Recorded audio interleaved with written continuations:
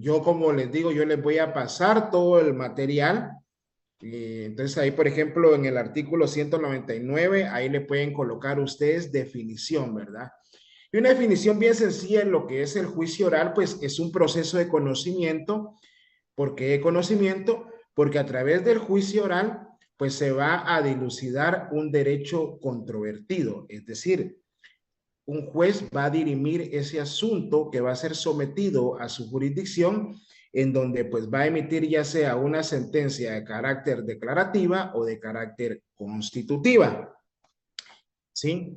Es decir, por ejemplo, una sentencia de carácter declarativo es porque va a determinar si le asiste o no el derecho a la persona, y una sentencia de carácter constitutivo, pues es una sentencia en donde pues se va a restablecer una situación jurídica anterior, ¿verdad? Así lo dice, eh, lo establece el doctor Mario Aguirre Godoy, en donde indica, ¿verdad? Las sentencias declarativas se constatan a una mera constatación, reconocimiento, fijación de una situación jurídica, es declarar el derecho, mientras que las constitutivas constituyen un nuevo estado inexistente antes de su aparición. Por ejemplo, una sentencia de carácter declarativo es, por ejemplo, si a usted lo demandan por una deuda, volvemos a poner el ejemplo, y usted invoca lo que es la prescripción. Entonces ahí únicamente se va a determinar si efectivamente opera la prescripción o no opera la prescripción. Ahora, una sentencia constitutiva podría ser, por ejemplo, aquellas en el divorcio, como un divorcio, ¿verdad? Va a constituir un nuevo estado donde la persona tenía como, eh, eh, tenía su situación, su estado civil, era casado y luego al divorciarse por medio de una sentencia, ya sea en la vía litigiosa, que ahora es por medio del juicio oral, o en la vía voluntaria, pues va a determinar y va el juez a declarar con lugar la demanda, y en caso de declarar con lugar la demanda, pues ya crea ese otro nuevo estatus jurídico de la persona que antes era de casado y ahora ha divorciado. Entonces, a eso es a lo que se refiere los procesos de conocimiento, que se va a dirimir un conflicto. La característica principal, la característica que es evidentemente manifiesta y la naturaleza de este proceso es la oralidad, aunque no del 100%. Toda vez que vamos a ver que todavía hay ciertas actuaciones, por ejemplo, la introducción de la demanda, pues se puede hacer de forma verbal o de forma escrita. En ningún juzgado, en la mayoría de juzgados, mejor dicho, pues siempre se presenta la demanda de forma escrita. También hablamos de otra característica esencial que tiene acá, que es la concentración. ¿A qué se refiere la concentración? ¿Ustedes se recuerdan en el juicio ordinario? ¿Sí me están escuchando? Sí, Sí, sí, licenciado. licenciado. Licenciado. Sí, licenciado. En el juicio ordinario, pues, se da por medio de etapas, ¿verdad? Por medio de procedimientos. Como haciendo el recordatorio, interponemos la demanda, el juez la califica, el juez emite su primera resolución admitiéndola para su trámite, manda a notificar para emplazar a los demandados o a los terceros si los hubiere, a los demandados por el plazo de 9 días. Luego de emplazados por 9 días, vemos que el demandado, luego de ser notificado, dentro del 6º día de ser notificado, pues puede interponer las excepciones previas. Estas excepciones se tramitan en la vía incidental. En caso de haber opuesto, pues, y ser resuelta, ser declarada sin lugar, pues lo que toca es contestar la demanda en sentido de negativo, o si lo puede, o si lo prefiere, pues no interpone excepciones previas y contesta la demanda en sentido negativo. Luego, posterior a esto, pues se abre a prueba el proceso por el plazo de 30 días, ¿verdad? Luego, periodo que se determinó que se puede ampliar por 120 días, siempre y cuando, pues, por circunstancias ajenas al tribunal y por que haya prueba que rendirse fuera de la República de Guatemala.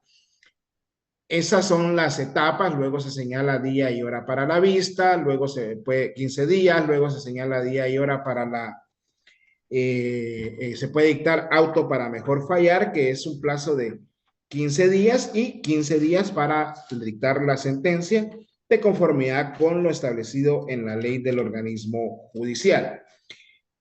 En el proceso oral es diferente, aquí priva lo que es la concentración. Aquí este juicio se va a llevar a cabo por medio se va a llevar a cabo por medio de audiencias y en esas audiencias pues se deben de dirimir el mayor número de etapas procesales. Es decir, puede ser que en un juicio oral, en una primera audiencia, que así le denomina la ley, podría contestarse la demanda, podrían resolverse excepciones previas, podría recibirse prueba y pues podría el juez ya suspender para dictar sentencia dentro del término que la ley establece. Entonces vemos que acá no se caracteriza por esos plazos o por esas etapas procesales como en el juicio ordinario, sino que estas se van a tratar de llevar a cabo en el menor número de audiencias, ¿verdad? En el menor número de audiencias en este juicio oral. Y celeridad por establecer plazos más cortos y eliminar trámites engorrosos que pudieran dilatar el proceso. ¿Alguien que tenga aquí alguna duda, Lick? O sea, no entendí la diferencia o sí la entendí, todo normal. El juicio ordinario se va a llevar por etapas. El juicio oral, esas etapas se van a llevar en audiencias. Y se debe llevar esas etapas o deben de agotarse en el menor número de audiencias posibles. ¿Alguna duda, alguna pregunta?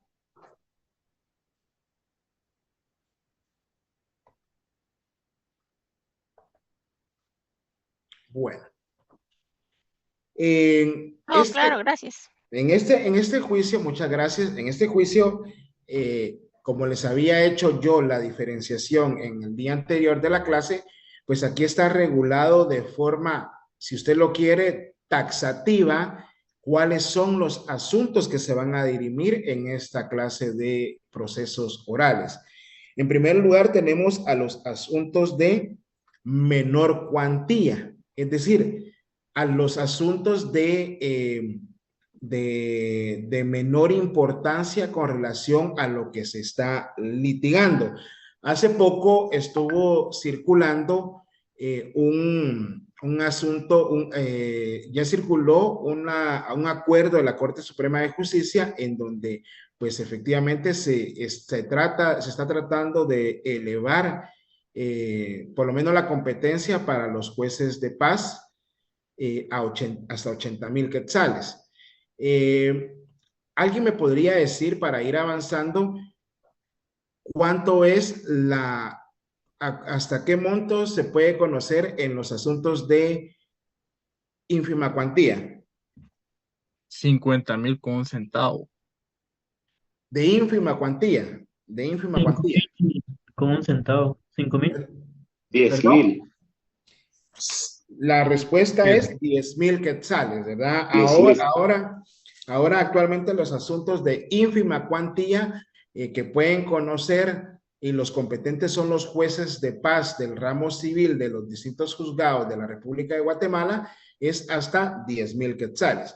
Ahora, los asuntos de menor cuantía, estamos hablando que tenemos que aprendernos los acuerdos de la Corte Suprema de Justicia, que son el acuerdo 37-2000, 37-2006 y vamos a ver, es el 2-2006 y el 37-2006, en donde está establecida claramente hasta qué monto pueden conocer los distintos juzgados del departamento de Guatemala y algunos juzgados de las distintas cabeceras u otros departamentos de la República de Guatemala. Entonces, el primer asunto, la competencia va a ser básicamente dependiendo de cuánto es la cantidad que se esté reclamando, cuánto es el monto, ¿sí?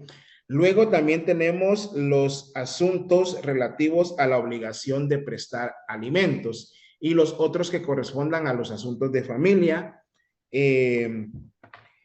con la excepción de los casos en que este código, en que el Código Civil o la ley de tribunales de familia dispongan expresamente lo contrario. Significa que cuando usted va a reclamar algún asunto que se refiera a una fijación de pensión alimenticia, a una extinción de pensión alimenticia, a un aumento de pensión alimenticia, pues este es el juicio por excelencia que debe de llevar. Y en efecto, pues les preguntaba yo el otro día cuál fue la última reforma al Código Procesal Civil y Mercantil. Toda vez de que no tienen que dejar ustedes de lado siempre, siempre que vayan a leer ustedes una ley, un acuerdo, un reglamento, deben de establecer cuándo fue la fecha en que fue emitido, cuándo fue promulgado y cuándo fue publicado, ¿verdad? Para poder verificar esto. Este numeral tercero del artículo 199 de su Código Procesal Civil y Mercantil, pues fue reformado mediante ese decreto 47-2022 del Congreso de la República y ahora ya casi la mayoría de asuntos litigiosos que se ventilaban en los juzgados o en los tribunales de familia ya han pasado a la oralidad. Esto tiene su naturaleza específicamente porque se trata por lo menos de resolver las situaciones de carácter familiar de un modo rápido, de un modo donde haya, ese principio de economía y celeridad procesal, pues sean aplicados con eficacia y con eficiencia, ¿verdad? Luego tenemos la rendición de cuentas por parte de todas las personas que a quienes les impone esta obligación la ley o el contrato, ¿verdad? Por ejemplo, aquí podríamos ver en un juicio, en un proceso sucesorio, que ustedes pues lo van a ver hasta el otro semestre, porque ahí es donde van a ver, ahorita están viendo derecho notarial 2, si no me equivoco. Así es, licenciado. Bueno, por ejemplo, pero sí ya vieron derecho civil 3, donde dan derecho de sucesiones. Supongamos que una persona pues otorgó su testamento y dejó instituido un albacea. Este albacea pues tiene esas características de ser administrador de la herencia mientras se declare a los herederos y se dicte el auto declaratorio de herederos. Sin embargo, por esa administración, él está obligado a rendir cuentas. Y por medio de esa rendición y para poder solicitarle esa rendición de cuentas, pues el juicio también por excelencia es el juicio oral de rendición de cuentas, en donde se le van a pedir a él básicamente que indique en qué forma ha administrado la herencia. Otro ejemplo es en derecho mercantil, en donde los administradores, los gerentes, también tienen esa obligación de rendir cuentas y en dado caso no las quisiesen rendir, pues esto lo pueden hacer por medio del juicio oral de rendición de cuentas. También tenemos lo que es la división de la cosa común. Ustedes saben que hay copropiedad cuando dos o más personas son propietarias de un mismo bien pro indiviso. Sin embargo, nadie está obligado a permanecer en la comunidad, ¿verdad? Entonces pueden llegar con ustedes a su oficina y le dicen, mire, licenciado, fíjese que somos 5 hermanos y lamentablemente 2 hermanos tienen la posesión de esa propiedad que nos pertenece a los 5, pero ni nos dejan entrar, ni nos dejan vender nuestra parte, ni quieren que vendamos. ¿Qué podemos hacer ahí?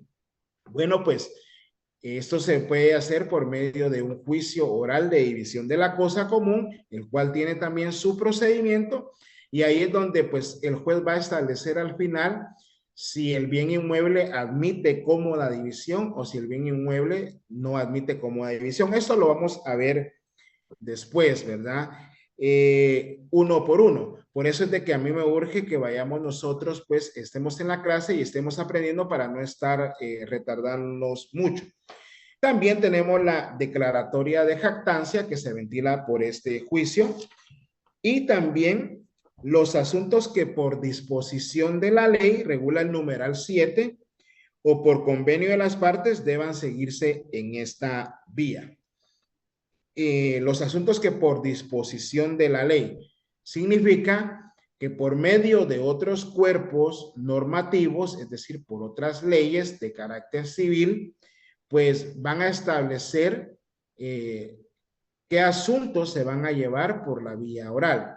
Los ejemplos por excelencia que tenemos acá, que se llevan en los juzgados, es los que están regulados en la propia ley de propiedad industrial, en donde tenemos el juicio oral de marcas, el juicio oral de competencia desleal, los que están regulados en el Código de Comercio, etcétera, etcétera. Ahí es porque la propia ley establece que cualquier controversia que se suscite con ocasión de esos temas, por ejemplo, el juicio oral de marcas, pues se va a dilucidar en juicio oral. Ya después vamos a ir viendo, de todo modo ya ustedes pueden ir avanzando para ver qué clase de juicios por disposición de la ley, pues se ventilan en este juicio oral. O por convenio de las partes deban seguirse en esta vía. Ya sabemos que el contrato, pues es aquel acuerdo de dos o más personas por medio del cual convienen en crear, modificar o extinguir una relación jurídica de carácter patrimonial. Entonces, los contratos civiles, pues están supeditados al principio aquel que establece de la pacta sunt servanda, ¿verdad? Lo acordado entre las partes es ley. Entonces, en alguna de las cláusulas del contrato, ya sea que sea en documento privado o en escritura pública, pueden ellos indicar, ¿verdad? Que las controversias que se puedan derivar del presente contrato, pues deberán ventilarse dentro del juicio oral regulado en el artículo 199 del Código Procesal Civil y Mercantil. A eso es a lo que se refiere ese otro supuesto por convenio de las partes deban seguirse en esta vía. Ahí hay un ejercicio para que vayamos nosotros acordándonos para el día del examen, hacer ese ejercicio. No sé si leen la palabra jardín P.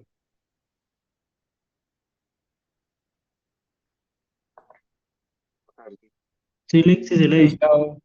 Sí, licenciado. Muy bien. Entonces, con ese acrónimo, si lo quisiéramos equiparar a un acrónimo, pues ahí estamos viendo nosotros los juicios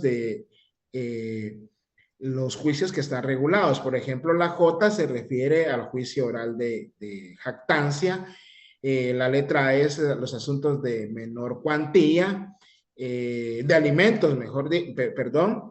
La R, la rendición de cuentas, la D, la división de la cosa común, la ínfima cuantía, y aquellos que por disposición de la ley, ¿verdad? Se vayan a dilucidar en esa vía.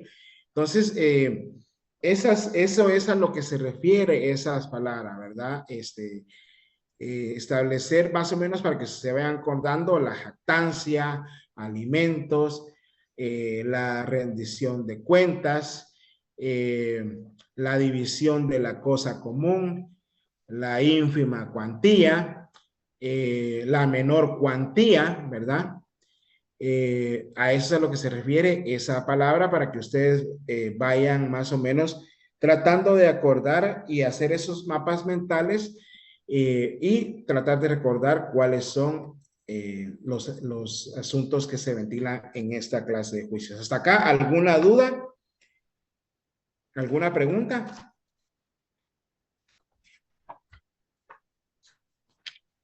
No, Lic. ¿Todo claro? Excelente. Bueno, vamos a ver.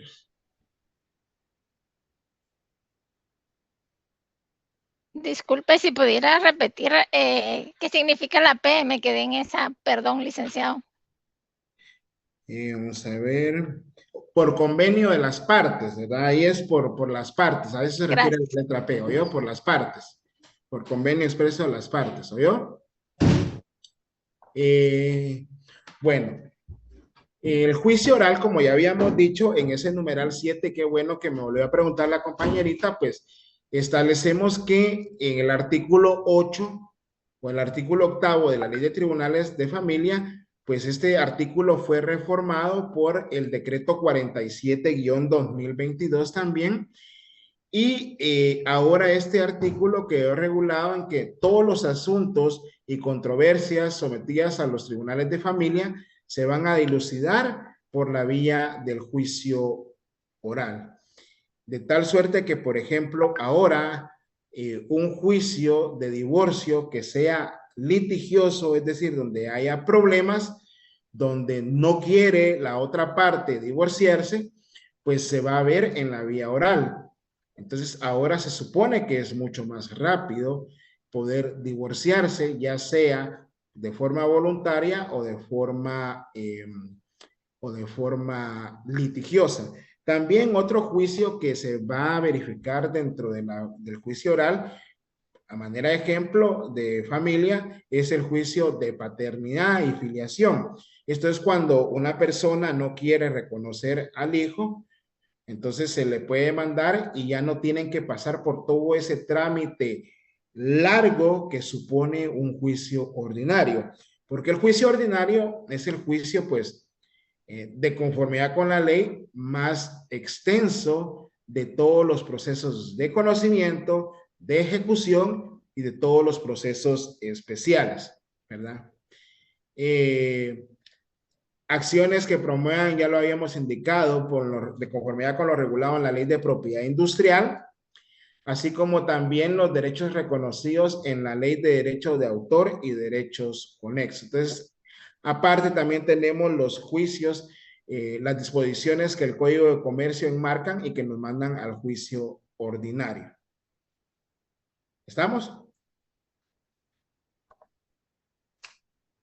Volviendo a las reformas, pues la última reforma realizada es la que ya hemos visto, hemos apuntado, en donde dentro del espíritu de la misma se establecía que es necesario asegurar el acceso a la justicia a todos los ciudadanos en igualdad de condiciones, con sencillez y simplicidad mediante el instrumento de la oralidad. De hecho, yo considero que ya la mayoría de juicios, o por lo menos debería de sistematizarse o debería de ser híbrido, ya que estamos utilizando esa palabra ahora muy a menudo y se ha vuelto de moda, se debería de oralizar algunos aspectos en materia civil, porque créanme, en materia civil todos los procesos son demasiado tardados, desde la admisión para el trámite de una demanda hasta la notificación de la misma. En Guatemala, ¿alguien me puede decir cuántos juzgados de primera instancia del ramo civil y cuántos juzgados de paz del ramo civil hay en Guatemala? Alguien que trabaje en tribunales o que procure que me lo pueda decir.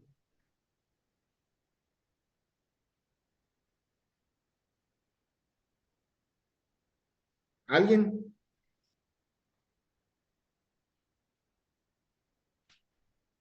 Hola.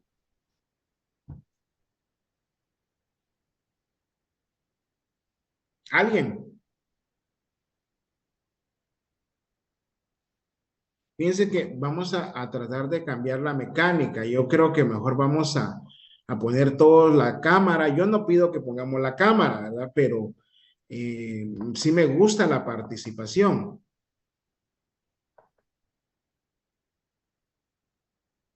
O de plano no hay nadie ya en la clase. Sí, licenciado, estamos, bueno, por lo menos yo estoy presente, lo único es que no sé ¿Cuántos juzgados? Ahí se le quedó. Igual yo no sé cuántos juzgados. Lic, No sé cuántos hay, Lic. Muy bien. Bueno, pues son 15 juzgados y ahora ya se les denomina juzgados pluripersonales, ¿verdad? No, no sé, pero yo necesito ver que estén ahí, ¿verdad? Que no estoy hablando al aire.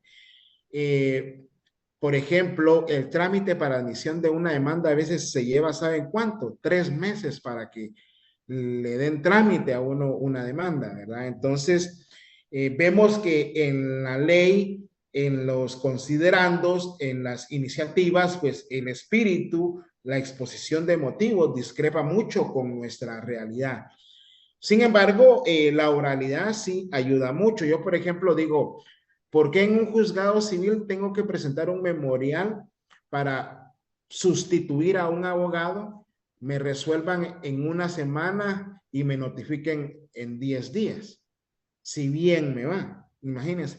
Cuando tan fácil sería que yo pudiese acudir al juzgado a decir, señor juez, de conformidad con el principio de la oralidad, solo vengo a poner de conocimiento que a partir de ahora en adelante yo voy a ser el abogado del demandado, sustituyendo al anterior propuesto. Fundamento mi petición en el artículo 50, 61, 63 del Código Procesal Civil y Mercantil. Entonces el juez Brenda Hernández. Licenciado, disculpe, en el caso de que fuera un caso penal, esta situación de notificación es imperante que se lleve a cabo. Le comento porque fíjese que la otra vez que un conocido tuvo que realizar un proceso, el abogado que tenía simplemente, como ya no le quisieron dar dinero, le dijo que ya no se iba a hacer cargo, no presentaron ningún memorial al juzgado y ella misma fue a solicitar a Secretaría del juzgado donde llevaban el caso que si le podían asignar algún abogado de la defensa pública, pero no se presentó memorial. Brenda, sí, gracias, sí. Por ahí vamos. Solo que separemos lo penal de lo civil. Acá en civil es un poco diferente, pero sí, en efecto, la situación en materia penal que se permite que vaya la propia persona y porque me imagino que tal vez ya no podía pagar los honorarios o porque tal vez ya no podía pagar los honorarios, eh, o no se pusieron de acuerdo con el abogado en cuanto a los honorarios, pues efectivamente en un proceso penal no se puede dejar a una persona sin abogado defensor, porque eso constituye una violación a los derechos humanos, ¿verdad?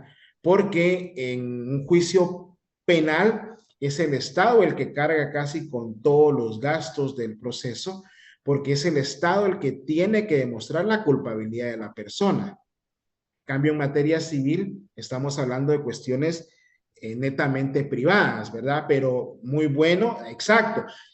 Y me encantó ahorita esa intervención porque así debiese ser en los juzgados civiles, ¿verdad? Pero lamentablemente en los juzgados civiles, ¿cuál es el principio que rige en los juzgados civiles, chicos?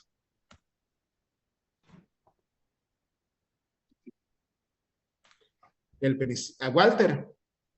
Me gusta, levanten la mano y yo les doy la palabra. Walter, Ulises. Buenas noches, licenciado. No, yo dar mi comentario en relación a lo que se está platicando en este momento. Yo tengo entendido que por el código de ética, uno como abogado no puede venir y dejar a sus clientes así sin representación. Tiene que darlo por no. No, ahí ya nos metemos a otra cosa, Ulises. Solo voy a acotar y voy a terminar con eso. En materia penal, los abogados sí pueden renunciar a la defensa técnica del presentado.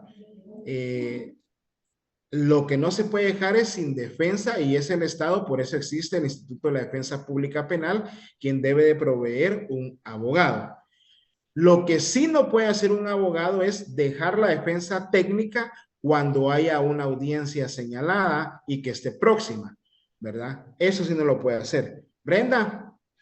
Licenciado, tal vez ese proceso que usted comentaba de la mora en la respuesta sea la cantidad de casos que llevan cada uno de los juzgados de la rama civil.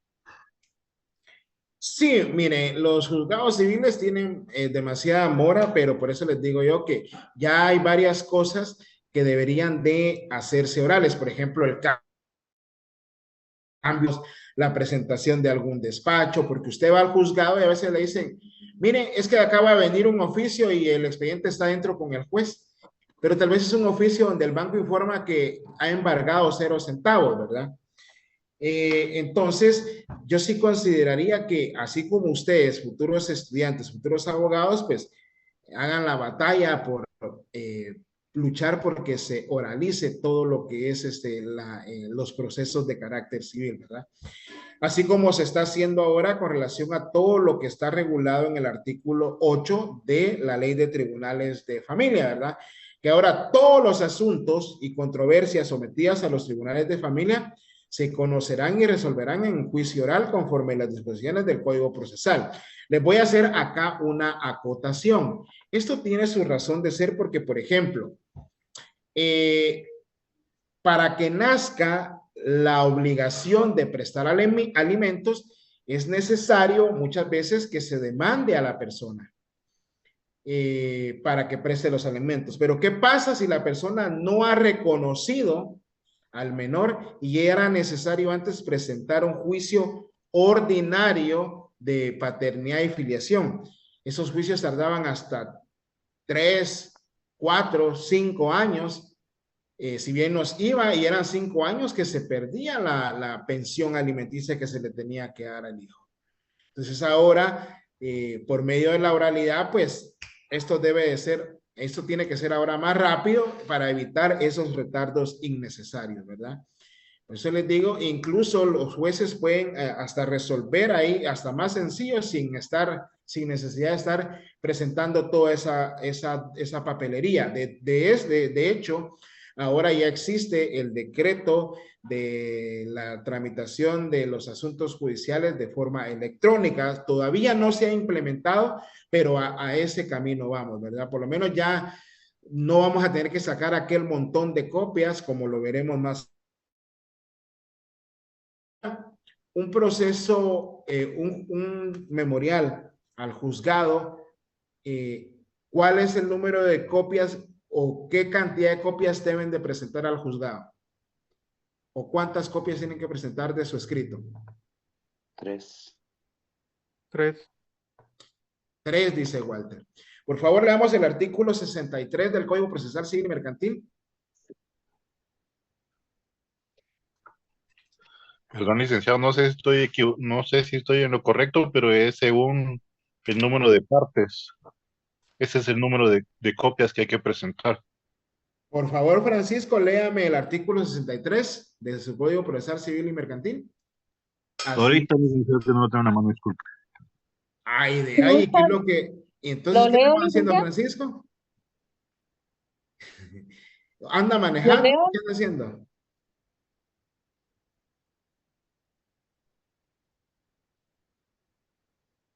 Bueno, dice. ¿Se lo leo, Lick?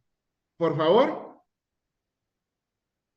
Dice artículo 63, copias. Dentro del día siguiente de presentada en forma electrónica la primera solicitud, el interesado deberá acompañar tantas copias claramente legibles en papel común o fotocopia, como partes contrarias hayan de ser notificadas la primera vez. Para el efecto de este artículo, se considera como una sola parte los que litiguen unidos y bajo una misma presentación. Muchas gracias, Walter. Entonces significa que se va a presentar tantas copias como tantas partes sean, ¿verdad? Pero acá el artículo 63, si se dan cuenta, ya está reformado. Lamentablemente no se ha implementado todavía lo que es el expediente electrónico y pues todavía seguimos a la antigua, ¿verdad? Entonces, por lo menos la Corte Suprema ya debería de pedir una prórroga, ¿verdad? Pero ahorita actualmente se presentan tantas copias como tantas partes sean, no importa si es la demanda, no importa si es cambio de abogado, no importa si es para presentación de excepciones previas, siempre tiene que presentar esa situación. Continuando con el artículo 8, pues, salvo aquellos casos que establezcan cuestiones diferentes. Por ejemplo, si usted se va a celebrar va a llevar un divorcio de forma voluntaria, pues, en el apartado de procesos especiales está regulado el procedimiento. Entonces, no nos podemos ir a la oralidad, ¿verdad? Se debe respetar la especialidad. ¿Alguien sabe cuál es el principio de especialidad?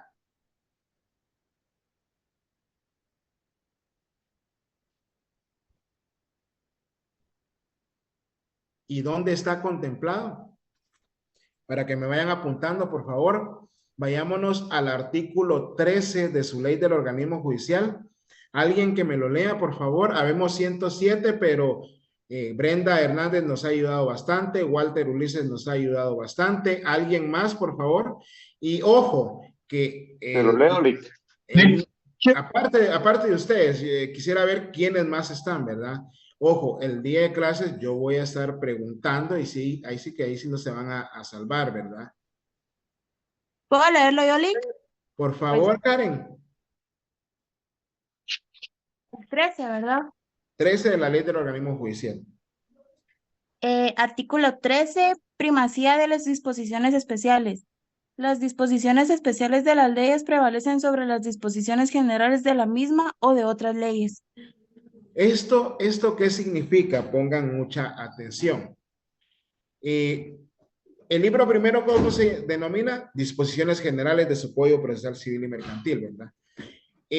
Pero, por ejemplo, ese artículo 13 de la ley del organismo judicial establece que las leyes especiales van a prevalecer, las disposiciones especiales van a prevalecer sobre las disposiciones generales.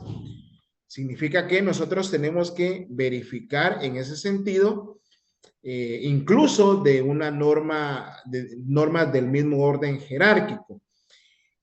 Y acá, pues lo que está diciéndonos el artículo, lo que está establecido en el artículo 8 de la Ley de Tribunales de Familia es que si el divorcio voluntario establece su propio procedimiento, ese procedimiento es el que se debe seguir y no se puede pasar a la oralidad. A la oralidad van a pasar todos aquellos procesos que antes no tenían. ¿Cómo empieza el artículo 96 de su Código Procesal Civil y Mercantil?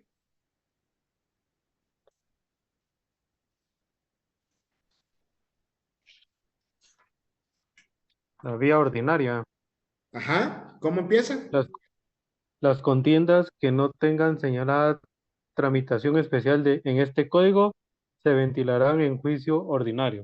Ahí está. Entonces, ahora el artículo 8 de la Ley de Tribunales de Familia dice que todos los asuntos de familia o la mayoría de asuntos se van a dilucidar en la vía oral, ¿verdad? Salvo aquellos casos en los que este código, el Código Civil o la Ley de Tribunales de Familia dispongan expresamente lo contrario. Entonces, vamos a ir marcando ya poco a poco cuándo es, ¿verdad? Por ejemplo, vámonos al artículo 209 de su Código Procesal Civil y Mercantil. Por favor, ¿alguien me lo puede leer? ¿Lo puedo leer yo, licenciada? Por favor, Sara. Artículo 209. Apelación. En este tipo de proceso solo será apelable la sentencia. El juez o tribunal superior, al recibir los autos, señalará día para la vista, que se verificará dentro de los 8 días siguientes. Verificada esta, si no se hubieran ordenado diligencias para mejor proveer, se dictará sentencia dentro de los 3 días siguientes. Muy bien. Entonces, Sara, voy a quedarme con usted. ¿En dónde están regulados los recursos en el Código Procesal Civil y Mercantil? ¿En qué libro? Ya lo vimos el primer día de clase. Libro sexto. Libro sexto. En el libro sexto. En el libro sexto, ¿verdad? Y en el libro sexto establece que pueden ser apelables los autos definitivos que pongan fin al proceso, los autos que se dicten jurisdicción voluntaria y las sentencias si tienen un trámite especial. ¿Sí o no? Ahí lo van a ver ustedes que tienen un trámite especial. Es un trámite más largo. Sin embargo, en los juicios orales, por el principio de especialidad, la resolución, la sentencia va a ser susceptible del recurso de apelación y este recurso de apelación tiene su propio procedimiento en esta norma, en este artículo 209. Entonces, ¿qué norma aplicamos? Vámonos al artículo 602 de su Código Procesal Civil y Mercantil y alguien que me lo lea, por favor.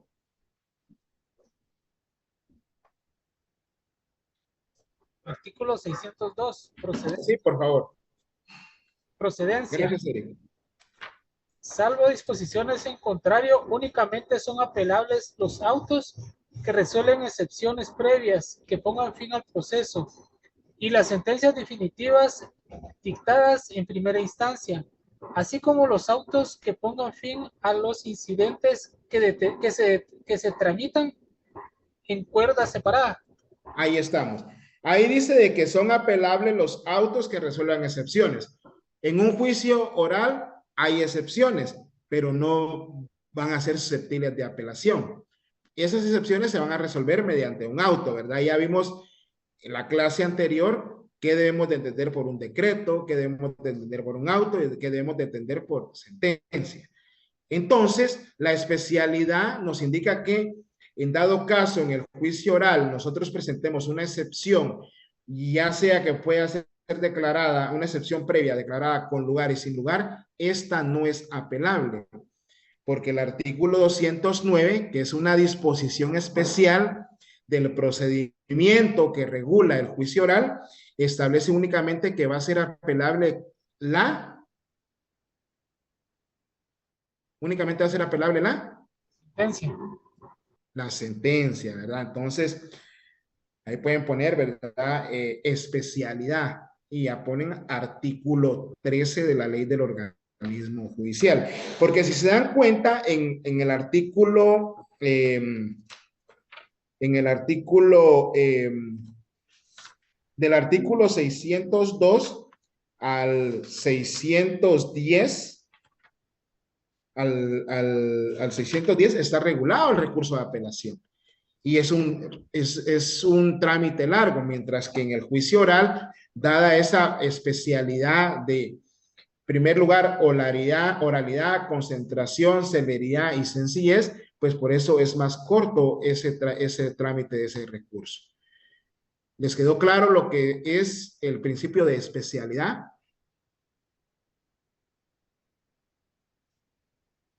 Se los digo porque en la práctica procesal, yo me dedico a procesal, me dedico a litigar en juzgados de primera instancia, el ramo civil, de paz civil.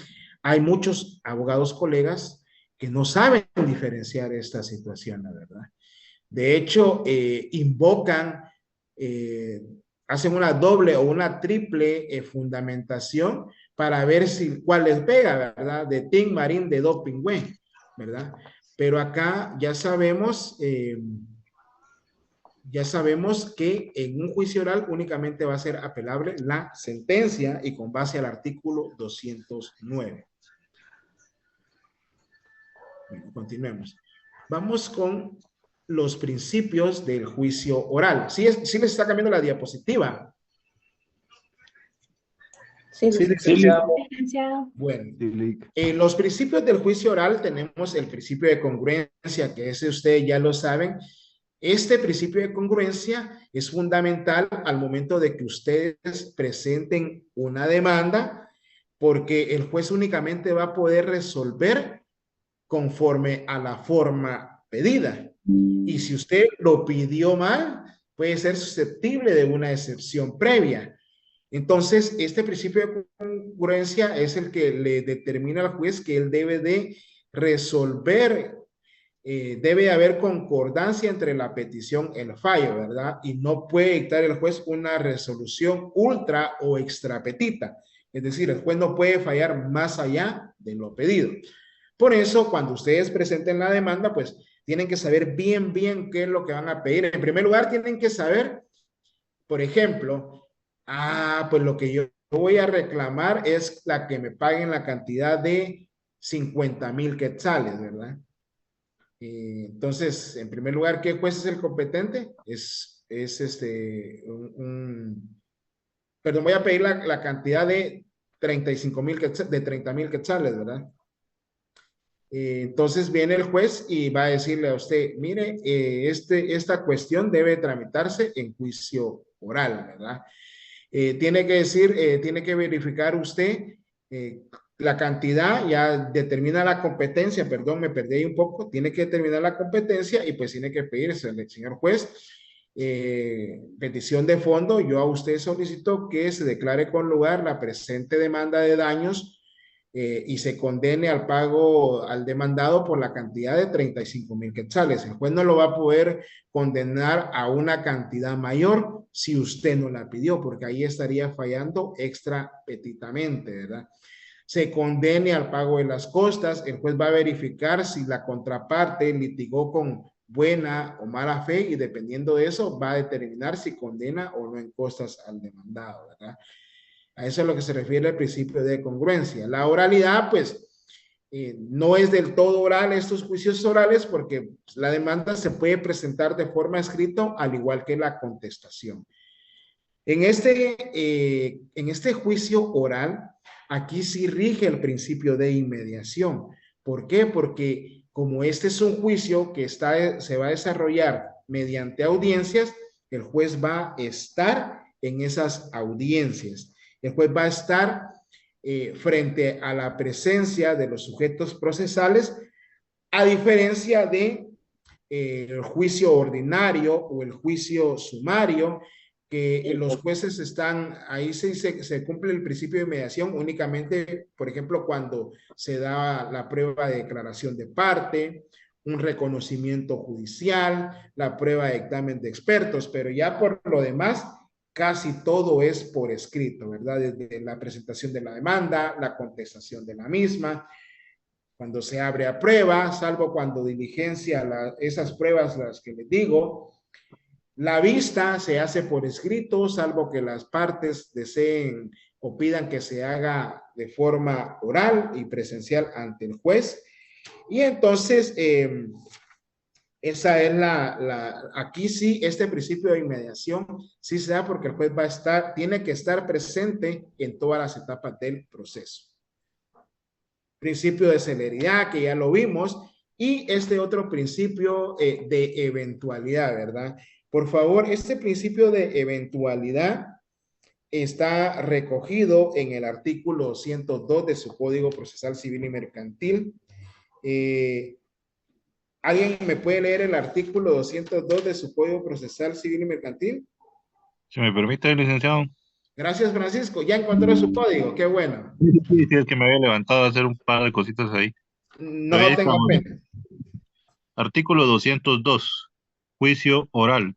Si la demanda se ajusta a las prescripciones legales, el juez señalará día y hora para que las partes comparezcan a juicio oral, previniéndolas presentar sus pruebas en la audiencia bajo apercibimiento de continuar el juicio en rebeldía de la que no compareciere. Muy bien. Ahí el principio de eventualidad es donde el juez les dice, previniéndolas de presentar sus pruebas en la audiencia. Ahí pueden ustedes subrayar con amarillo, previniéndolas presentar sus pruebas en la audiencia, y ahí pueden hacer ustedes la concordancia. Ver artículo 106 también del Código Procesal Civil y Mercantil, y ver su artículo 100, permítanme,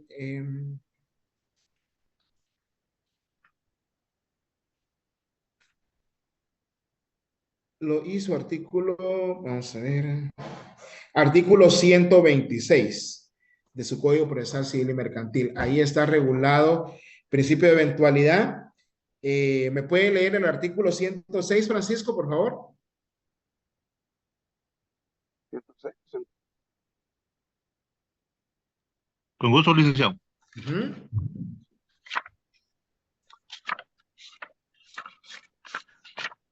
106. 106. Contenido de la demanda. En la demanda se fijarán con claridad y precisión los hechos en que se funde, las pruebas que se van a rendirse, los fundamentos de derecho y la petición. Muy bien. Como ustedes saben, este principio de eventualidad es el principio que establece que cuando yo voy a presentar una demanda, debo de preparar todos los medios de ataque que tenga yo a mi disposición para poder fundamentar mi demanda.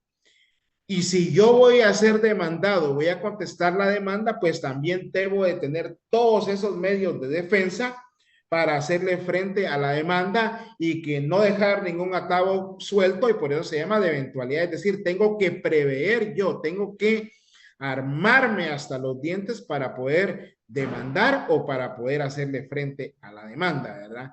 Muchas veces nos gana la premura o no sé, pero queremos presentar la demanda rápido, tal vez el cliente nos lo exige, pero dejamos de presentar a veces documentos, medios de prueba que nos van a servir por hacerlo demasiado rápido, ¿verdad? Entonces, muchas veces por eso se pierden las demandas porque no se presentaron todos esos medios de prueba.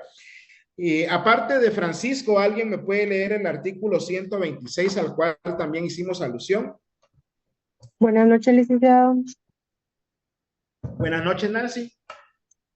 Sería el artículo 126, carga de la prueba. Así es.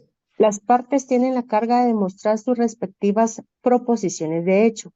Quien pretende algo ha de probar los hechos constitutivos de su pretensión. Quien contradice la pretensión del adversario ha de probar los hechos extintivos o las circunstancias impeditivas de esta petición. Sin perjuicio de la aplicación de las normas precedentes, los jueces apreciarán de acuerdo con lo establecido en el artículo siguiente las omisiones o las deficiencias en la producción de la prueba. Muy bien, ahí estamos. Entonces, ese artículo, ese segundo párrafo, hay que subrayarlo con amarillo, ¿verdad? Entonces, si yo voy a presentar una demanda, pues debo de probar esos hechos constitutivos, ¿verdad? De su pretensión, de mi pretensión. Y si yo lo voy a contradecir, debo de presentar esos hechos extintivos o las circunstancias que le impiden al juez que otorgue esa pretensión. Ahí vamos con todo eso con amarillo, por favor, esa es la carga de la prueba. Aquí sí hago la acotación que es diferente que en materia penal. En materia penal es al Ministerio Público, que es un ente del Estado a quien le corresponde presentarle al juez las pruebas para destruir la presunción de inocencia de una persona sindicada. Acá no.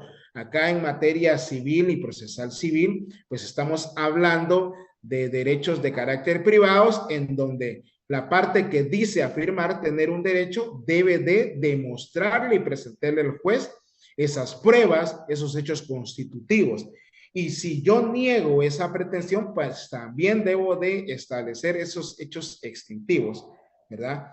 Entonces, tenemos que verificar esa situación, ¿verdad? Entonces, ahí es donde vemos también ese principio de eventualidad. Luego, ya vimos la concentración. Luego, el principio de preclusión procesal. En estos juicios orales deben de tener mucho cuidado. Mucho cuidado. ¿Por qué? Porque el juez en la audiencia, como veremos más adelante, le va a dar a usted la palabra y si usted no hace su petición en forma congruente, por ejemplo, si usted es el demandado y el juez le otorga la palabra para que tome una actitud procesal y si usted viene y no contesta la demanda en sentido negativo, se pone a presentar alguna otra cosa, pues precluyó esa fase procesal. Y podría la otra parte solicitar que, en virtud de no haber contestado, no haber tomado actitud procesal, pues que se tenga por contestada la demanda en sentido negativo y se siga el juicio en rebeldía. Por ejemplo, si usted quería interponer alguna excepción, pero no lo hizo, al momento de contestar la demanda también precluye y ya no se puede retrotraer a esa etapa procesal, ¿verdad? La preclusión supone que superada, agotada o vencida una etapa procesal, se clausura la misma y se debe de seguir a la siguiente, ¿verdad? En un juicio oral, vamos a ver nosotros, pues, que lo primero que trata de hacer el juez es conciliar, luego se le otorga la palabra a la parte actora para que amplíe, ratifique o modifique la demanda. Vencida esta etapa, pues ya se le otorga la palabra al demandado y así sucesivamente, ¿verdad? Luego, el principio de adquisición procesal. Ese principio de adquisición procesal ya sabemos que las pruebas también que los sujetos procesales presentan dentro de un proceso va a probar para el proceso y no para quien la aporta. De tal suerte, Marco Antonio.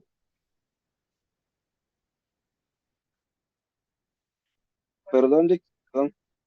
De tal suerte que una prueba que yo mismo presente también puede probar en mi contra, ¿verdad? Y ahí está regulado en el artículo 177. Y por último, en la economía procesal, ¿verdad? Este juicio oral trata la manera de que sea un proceso rápido, que se gaste menos tanto para los trámites que se realizan en los tribunales o como los trámites que deba de hacer tanto el actor como el demandado, ¿verdad? Es decir, es un proceso casi que expedito, pero en la vida real yo he visto juicios orales que llevan ya más de 10 años, chicos. Y no sé si ustedes han visto una imagen en Facebook donde hay un abogado que le enseña a un pasante o a otra persona un montón de expedientes y les dice, miren, este es un proceso que fue llevado entre familiares, se pelearon, tuvieron una discusión por propiedades y al final pues casi la mayoría fallecieron y el litigio casi no se resolvió. Y por eso muchas veces es mejor un mal arreglo que un litigio largo, ¿verdad? Entonces esta clase de juicios orales trata la manera de resolver un conflicto sometido a la jurisdicción de un tribunal para que sea dirimido lo más antes posible con base al principio de concentración, ¿verdad?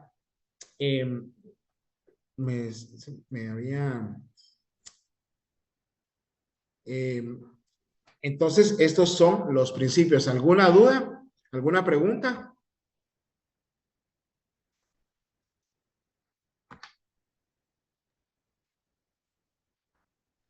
Por mí todo claro, licenciado, gracias. Francisco Natareno. Sí, licenciado, buenas noches. Perdón, ¿estos principios se rigen a todos los juicios o van variando según el tipo de juicio que sea?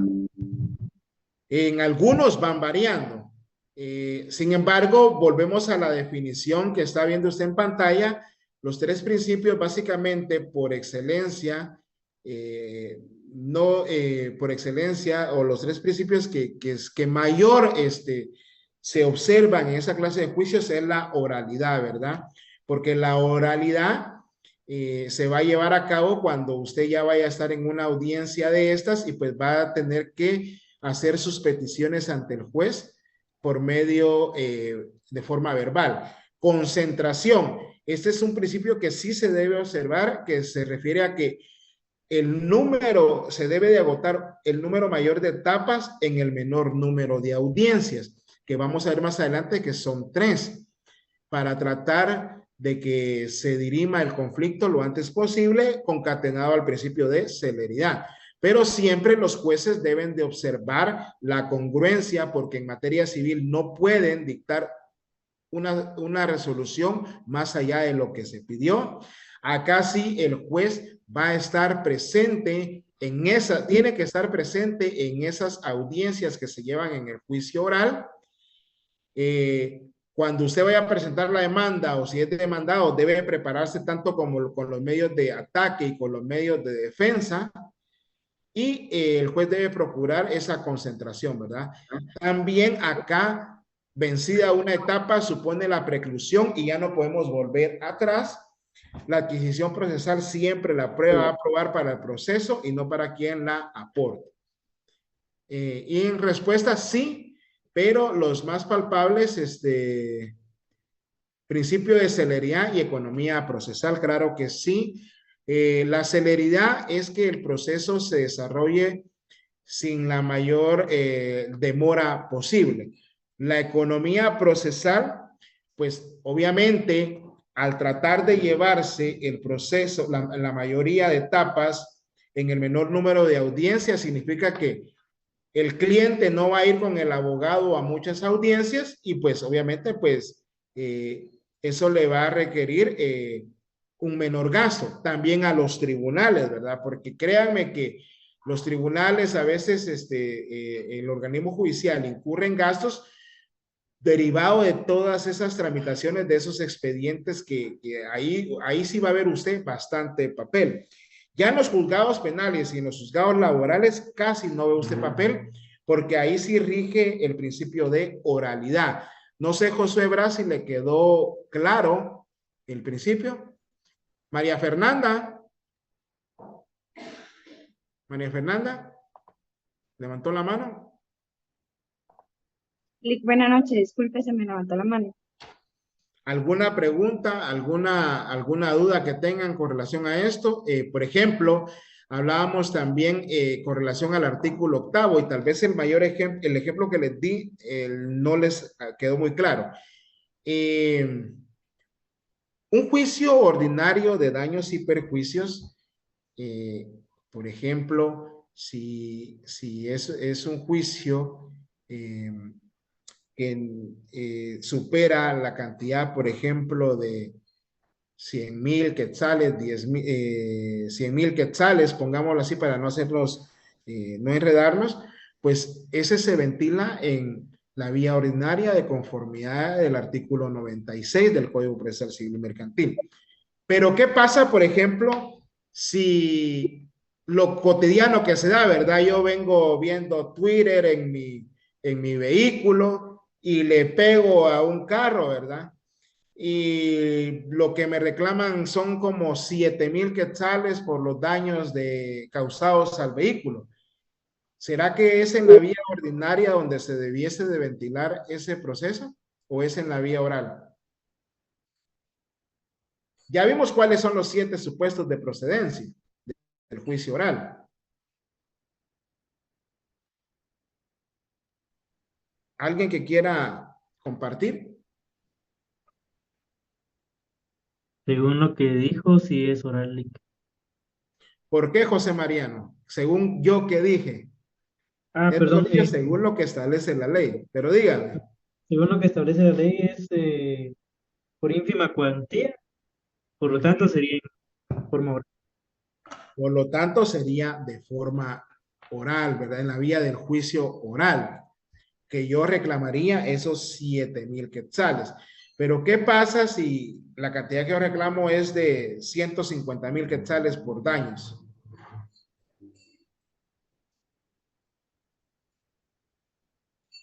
Ahí ya sería la vía ordinaria, ¿verdad? Creo que ahora sí ya nos quedó más claro el principio de especialidad, cuándo se puede o no se puede verificar en la vía oral los procesos, ¿verdad? Más que nada con los de familia, porque en familia sí vamos a tener ciertos procedimientos que regula la propia ley. Por ejemplo, vamos a ver en los artículos... el clásico es el divorcio, ¿verdad? El divorcio voluntario. ¿Alguien más? ¿Alguien que tenga alguna duda? La verdad es que me tardo mucho, fíjense, estimados alumnos, estimados chicos, en explicar, porque sí quería avanzar más. De hecho, ya tenía preparada la clase, pero alguien que tenga alguna duda, alguna pregunta.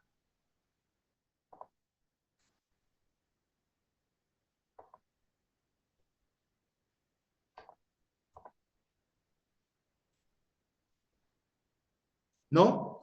Bueno, entonces dejamos la sesión hasta el día, dejamos la sesión acá y pues yo espero verles el día miércoles, ¿verdad? Creo, ojalá, miren, pero en el examen no quiero que vayan a ahí estar preguntándome, por favor, ¿oyeron? Porque aquí me ponen siempre todo claro, es un fenómeno que se da. Y para ir avanzando, pues en la siguiente clase, pues vamos a ver otras características. Hoy vimos los principios, vamos a ver las características y vamos a tratar de implementar lo que es vamos a tratar de determinar el procedimiento del juicio oral y sus incidencias que se pudieran dar. Por ahí vi que alguien escribió. Los montos de ínfima y menor cuantía, no tengan pena. Miren, pues lo que tienen que tener ustedes en sus códigos son esos acuerdos de la Corte Suprema de Justicia y que lo tienen la normativa que yo les indiqué. Es el acuerdo, vamos a ver.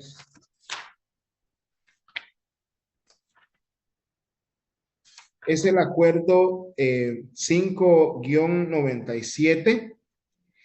En el acuerdo 5-97, en el artículo número 1, numeral 3, establece, ¿verdad? Es una reforma al acuerdo 3-91 de la Corte Suprema de Justicia, y el acuerdo 3-91 de la Corte Suprema de Justicia establecía, ¿verdad? Se fijan los siguientes límites a la cuantía de los asuntos civiles y mercantiles a los jueces de paz competentes por razón de la materia en toda la República así. Entonces dice, en la ciudad de capital hasta 15,000 quetzales, en las cabeceras hasta 10,000 y este monto fue ampliado, ¿verdad? Y tenemos lo que es el decreto, el acuerdo número 2-2006, que fue reformado por el acuerdo 37-2006 del Congreso de la República. Y esos son los acuerdos que ustedes deben de tener para los efectos de esta clase, ¿verdad?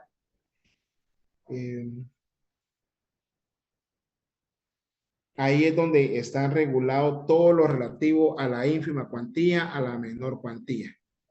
¿Sí? Se los repito, el acuerdo 5-97, 2-2006 y 37-2006 de la Corte Suprema de Justicia. De hecho, la reforma que se hizo al Código Procesal Civil y Mercantil en el decreto 47-2022 fue precisamente que ahora a la Corte se le otorga esa facultad de poder emitir los acuerdos respectivos modificando la cuantía. ¿Alguien tiene levantada la mano? No sé si le resolví su duda a María Alejandra.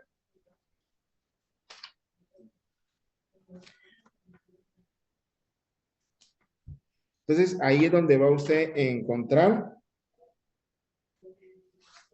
lo relativo a la menor cuantía y el que está vigente ahorita con relación a la cuantía es el acuerdo 37-2006, en donde establece que los jueces de paz en el municipio de Guatemala podrán conocer por reclamaciones de hasta 50,000 quetzales, pero eso lo vamos a ver más adelante.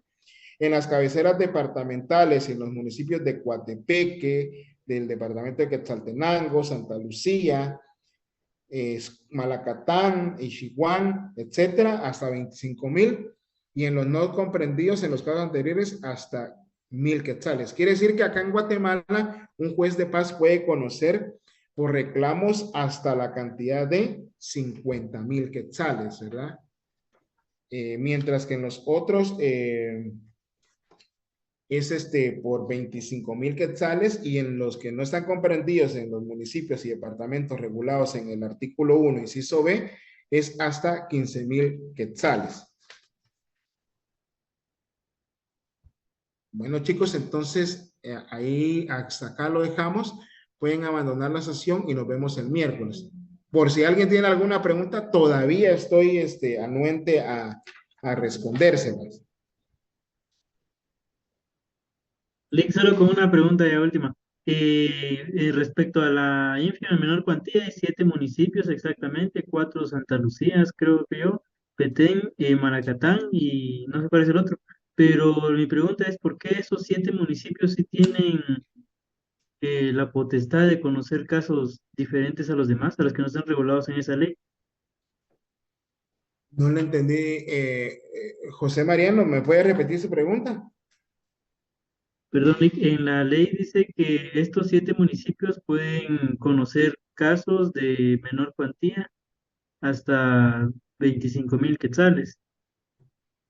Pero mi pregunta es, ¿por qué estos sí y los demás que no aparecen ahí, por qué no? Ah, sí, lo que pasa es de que no, lamentablemente no todos los juzgados tienen la misma infraestructura, no todos los juzgados tienen la misma capacidad. Esto atendía básicamente, mire, si ahorita pues gracias a Dios ya hay varios juzgados, ya hay ya hay bastante presencia de los tribunales del organismo judicial, ¿verdad? Entonces, derivado de eso, por lo mismo de la economía procesal, es que muchas veces estos casos no se pueden ventilar en ciertos municipios donde existen precariedades, ¿verdad?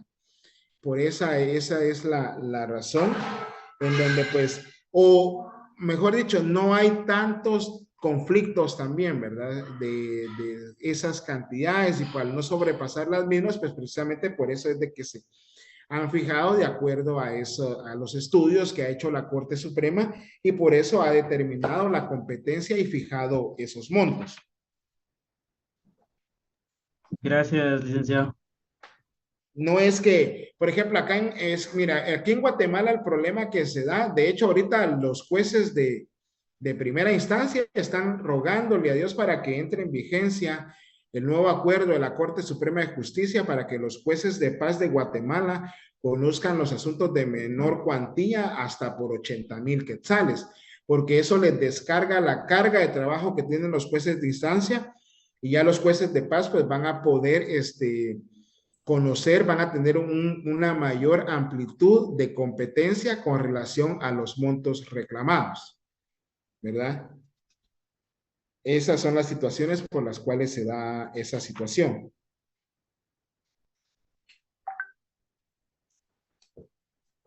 ¿Alguien más? Y no tengan pena, no es, yo voy a tratar la manera de responderles y si no les puedo responder en la clase, pues yo busco, porque a veces se le da a unos, a veces algún sublapsus en donde se le va la orquesta a uno, pero para eso estamos, ¿oyeron? ¿Alguien más? Dice el licenciado, disculpe, en clases presenciales tienen que llevar todo ustedes tienen que llevar su constitución, su código procesal civil, porque vamos a ir subrayando. Vamos a ir subrayando, porque ahorita les estaba diciendo generalidades que se dan dentro del juicio oral. ¿Cuáles son los principios? Los principios que sobresalen en esta clase de juicios, pero ya después vamos a ir leyendo artículo por artículo para ir marcando su código procesal civil y mercantil. Sí, deben de llevar su constitución, su código procesal, su ley del organismo judicial, código de comercio, etcétera, etcétera.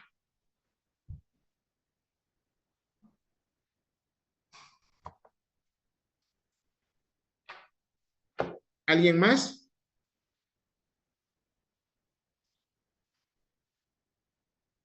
Pasen un excelente viernes, estimados alumnos, y ahí estudian, ¿oyeron? Feliz noche, licenciado, que descanse. Gracias, licenciado. Feliz noche, licenciado. Gracias, Lick. Feliz noche. Excelente el contenido del curso. Gracias. Y la otra semana, primero Dios, presenciales.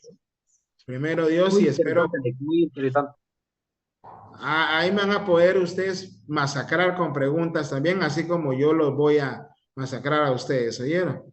Ajá, cabal, es cierto, yo tenía una duda de eso de la menor cuantía, ínfima cuantía y mayor cuantía, y ya por lo que usted estaba diciendo, lo de la Corte Suprema de Justicia, con relación a que los jueces de paz y cómo tienen que suceder eso, pero luego eso lo voy a preguntar personalmente, Lick, gracias.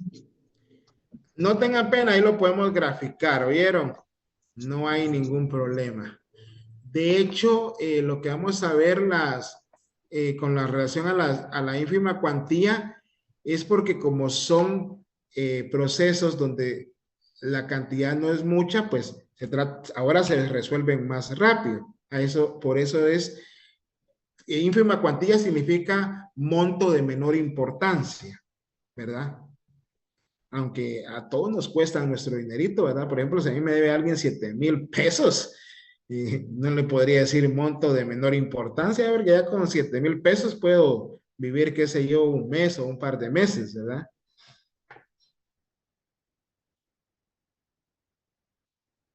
Feliz noche, chicos. Feliz